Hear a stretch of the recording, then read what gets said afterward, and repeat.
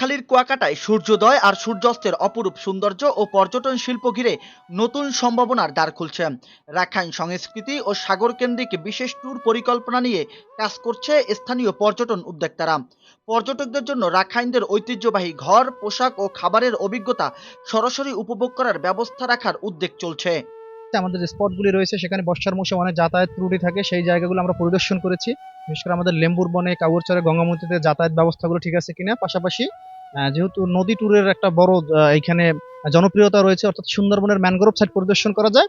আমরা টুরিস্ট বোটের মাধ্যমে যে স্পটগুলিতে যাওয়া যায়, বিশেষ করে পাত্রার বন, ফকিরহাট, শুভ সন্ধ্যা বিচ, ডিসি পয়েন্ট, চর বিজয়, সোনার চর, এই জায়গাগুলোতে আমরা পরীক্ষামূলক যে রুটগুলি রয়েছে সেগুলো সচল আছে কিনা এই ব্যাপারেও আমাদের একটা টিম ইতিমধ্যে বেশ কয়েকটা স্পট আমরা ভিজিট করেছি।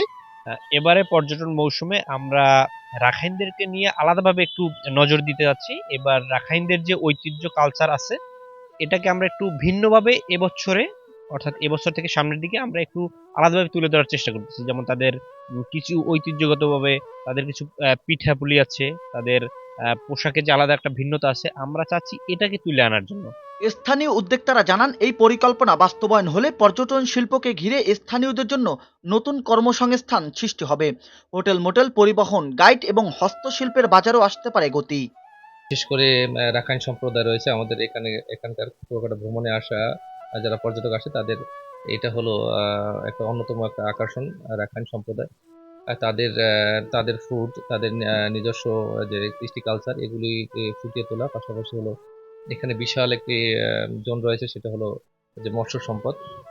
এই মৎস্য সম্পদ, বিশেষ করে মৎস্য বন্দরকে আরো কিভাবে এটা ফুটিয়ে তোলা যায় এবং লাইভ ফিশ সহ মৎস্য বন্দর এবং জেলেদের কৃষ্টি কালচার, এগুলো নিয়ে কিভাবে আরো এটাকে পর্যটকদের মাঝে কিভাবে ফুটিয়ে তোলা যায়। গঙ্গামতির বন ও কুয়াকাটার প্রাকৃতিক সৌন্দর্যকে ঘিরে পর্যটন শিল্পের নতুন কর্মসংস্থানের দ্বার খুলছে। স্থানীয় তরুণ তরুণীরা ট্যুর গাইড, নৌ ট্যুর অপারেটর, হস্তশিল্পে ব্যবসা যুক্ত হয়ে আয় করছে। পর্যটক বাড়লে এলাকাবাসীর অর্থনীতি আরো চাঙ্গা হবে বলে আশা করছেন সবাই। পদ্মা সেতু চালু হওয়ার পর লাখো পর্যটকের আগমন ঘটেছিল এই সমুদ্র সৈকতে, তবে সেই পর্যটক ধরে রাখতে পারেনি কুয়াকাটা। সামনে পর্যটন মৌসুম, পর্যটকের আগমন বাড়াতে হলে কুয়াকাটার বিভিন্ন পর্যটন স্পটগুলোতে করতে হবে নতুন পরিকল্পনা, তার সাথে যুক্ত করতে হবে নতুন পর্যটন স্পট।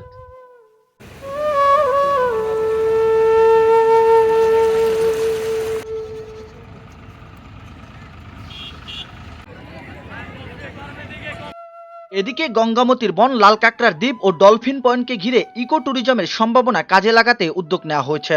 পরিবেশ বান্ধব নৌট্যুর, বন্যপ্রাণী সংরক্ষণ এবং স্থানীয় জেলেদের একত্রিত করে এসব এলাকাকে পর্যটন সুবিধা বাড়ানো হবে। এছাড়াও নতুন রিসোর্ট ও বিচ রোড প্রকল্পে বিনিয়োগের সুযোগ তৈরি হচ্ছে। দুই পাশকে সৌন্দর্যবর্ধন করে অনেকটা হাতির ঝিলের মতো প্রকল্পের একটি প্ল্যান করা হয়েছে স্যার। আমি আমাদের সম্মানিত পৌর বিএনপির সভাপতি মহোদয়, সেক্রেটারি মহোদয়কে এই প্ল্যানটিও দেখিয়েছি, 3D ডিজাইনও আমার কাছে আছে স্যার, সেটা তাদের সাথে শেয়ার করেছি। আমি আশা করি তারা সহযোগিতা করবেন, পৌরবাসীও সহযোগিতা করবেন এবং এটি বাস্তবায়িত হলে কুয়াকাটা পৌরসভার পর্যটন একটি অনন্য পর্যায়ে চলে যাবে ইনশাল্লাহ। পর্যটন প্রেমিকরা বলছে, সরকারি বেসরকারি উদ্যোগে অবকাঠামো উন্নয়ন হলে কুয়াকাটা আন্তর্জাতিক পর্যটন গন্তব্য পরিণত হতে পারে বলে এমনটা ধারণা করছেন তারা। জাহিদুল ইসলাম জাহিদ, খবর কুয়াকাটা। জেলে ভাইরা, আসল সাগর রশি কিনতে রশির কয়েলের বেল্টে সাগর পাতা, শিপ মার্কা এবং লেবেলের গায়ে সাগর মার্কা দেখে নির্দিষ্ট ডিলার পয়েন্ট থেকে যাচাই বাছাই করে সাগর রশি কিনুন।